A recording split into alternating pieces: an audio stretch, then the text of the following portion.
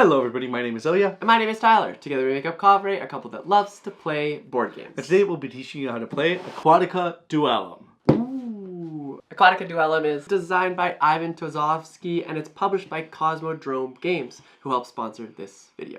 Let's head over to the table and learn the game. As always, you'll begin by setting up. You'll place the Vortex board and leadership board in the center of the table. You'll then place the 4 gold tokens on top of the leadership board. For your first game, use the sides with this symbol. You'll then place the Manta Leader in the center of the board and shuffle the mantas face down and place one on each of the indicated spots within the world map. You'll then flip them all belly side up. You'll combine the location and mercenary cards into one deck and shuffle thoroughly. You'll then deal out 6 cards to the Vortex board. At this point, you'll decide who will play the Bronectorate of Turtles and Serenissima Republic of Calmaria, Turtle King or Squid Queen. You'll continue by taking the corresponding player board of the faction you chose. You'll first place your achievement tokens and your helper animals next to your player board. You'll place your faction's token at the starting point of the crown track and take all 8 faction cards into your hand. You'll flip the first player token. The upper side will determine the first faction to take a turn, and you're now ready to play. Your goal in Aquatica Duellum is to convince the masses to join your alliance and bring peace, justice, and unity to the fragmented world. There are 3 win conditions in this game. Number 1, attract the Manta Leader to your kingdom. If the Manta Leader marker reaches a territory with your icon, you'll win instantly. Number 2, obtain support of 9 crowns. This is also an instant victory. Or if neither of these are met, you'll need to have the most prosperity points by the time a player completes 4 sacred goals, which will mark the end of the game. You'll see all these victory conditions on the leadership board. You'll aim to achieve the goals on the top, move along your marker on the crown track by obtaining cards with crowns, and move the Manta Leader towards your faction through a variety of ways. A lot of this will happen through obtaining cards in the Vortex board. There's Mercenaries, which are collected and then utilized for their abilities, and locations, which will proceed in depth, granting you bonuses until the base is reached where prosperity points can be scored. In this game, you'll take turns until 1 victory condition is met. On your turn, you'll take 1 main action and any amount of additional actions. A main action in this game is play a card from your hand and fully or partially resolving its effect. Before we jump into the effects of the cards, let's go over the additional actions, as you can often use them before taking a main action to strengthen your turn. There's 5 additional actions you can take. Number 1, play 1 mercenary card that you've obtained from the previous turn or turns. You'll simply activate its ability and place it to the side, as it'll score you prosperity points at the end of the game. You can only play 1 mercenary ability per turn. Number 2, you can activate any number of effects from your faction helper animals. You can raise locations, rotate the board. Once you use the helper animal, you'll flip them belly side down. They can be refreshed in numerous ways, for example with a location with this symbol. This also brings me to the 3rd action. You can use any of the top visible effects of your locations on your board. From this, you'll gain resources or effects you can use. Once obtained, you'll slide the card 1 depth. Now, if the circle is empty, you cannot use it and you'll need to use the raise location effect to move through it, which can sometimes be found on location cards too. Number 4, you can achieve a goal. For example, have 3 wild mantas. If you're the first player to achieve this goal, you'll choose and place one of your large achievement tokens on the goal. Now you can choose one of your choice, and it'll grant you an effect or resource you can use on your turn, and 8 prosperity points at the end of the game. Now once the other player completes this goal, they'll place their small achievement token on yours, now granting them a resource or effect, and stopping you from getting yours. You won't have the resources or effects from this token, but you will still get the 8 prosperity points at the end of the game. The last additional action is gaining the support effect on the crown track when you advance. When you obtain a card with a crown, you'll move along the crown track. You'll have the opportunity to utilize the space you're on. Examples of this include rotating the Vortex, buying a location for free, scoring a location, and more. These are all the additional actions. Now let's go over the effects you'll see from the main actions you'll take. A core element of this game is obtaining location and mercenary cards.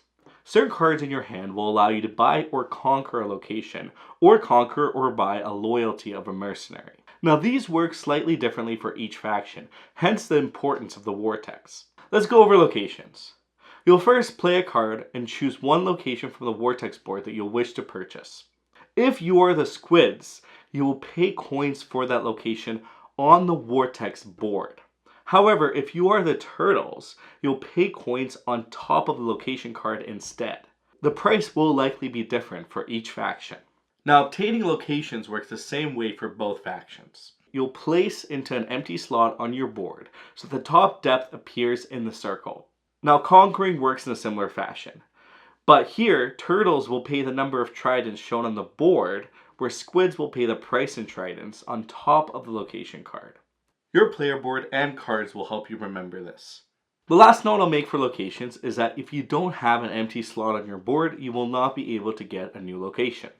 Obtaining mercenaries work in a similar way, except when you obtain them, you'll place them below your board, matching one of the location spots whether it's empty or not. This just helps signify that you cannot have more than 4 mercenaries at a time.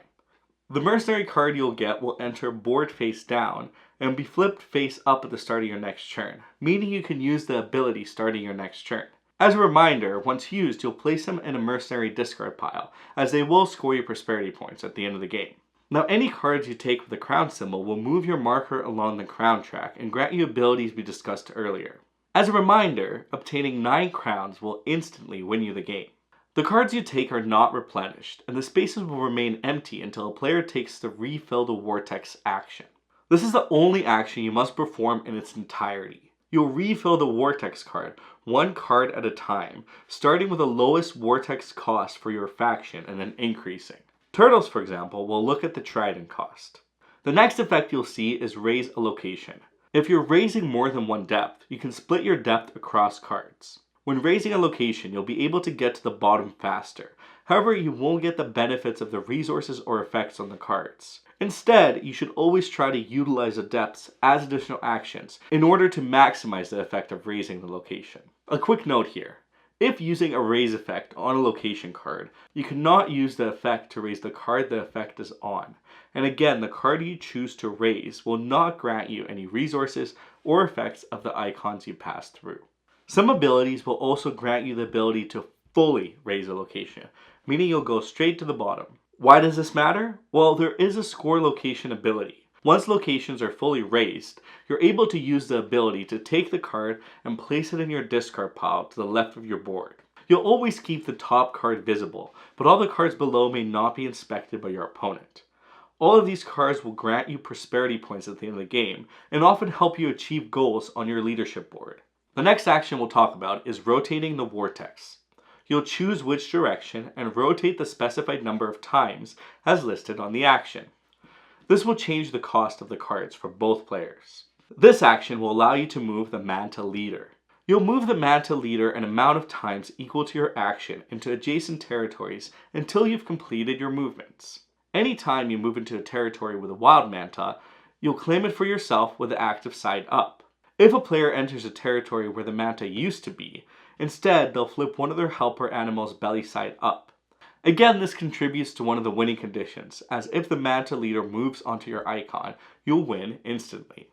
Now, we've just discussed this action. It allows you to flip a helper animal of your choice to their active side. You'll also see this action, which allows you to flip your opponent's helper animals to their tired side.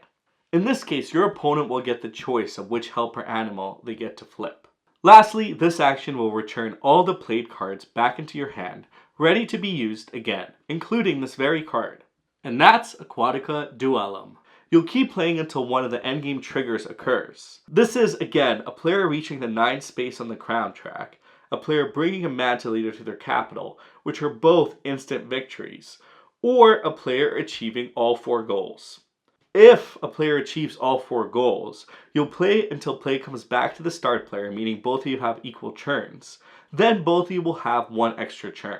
You'll then tally all your prosperity points for your completed locations and discarded mercenaries, and your completed goals. The player with the most prosperity points wins. Will you come out victorious as the Turtle King or the Squid Queen? Who knows? Who knows?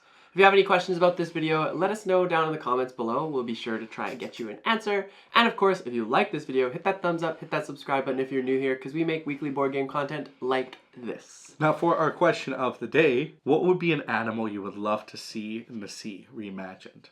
The sea reimagined. I would love to see a sea giraffe. A sea giraffe. Oh, I see what you're saying. It's kind of like a land animal, but in the water. Yeah. Oh. See, I would say like a rhino, but I think like the reimagined version of that is a narwhal. Well, true. Yeah, that's true. The sea is a scary and beautiful place. That is true. Anyways, let us know your answers down in the comments below. And until next time, we will see you later. Bye. Bye.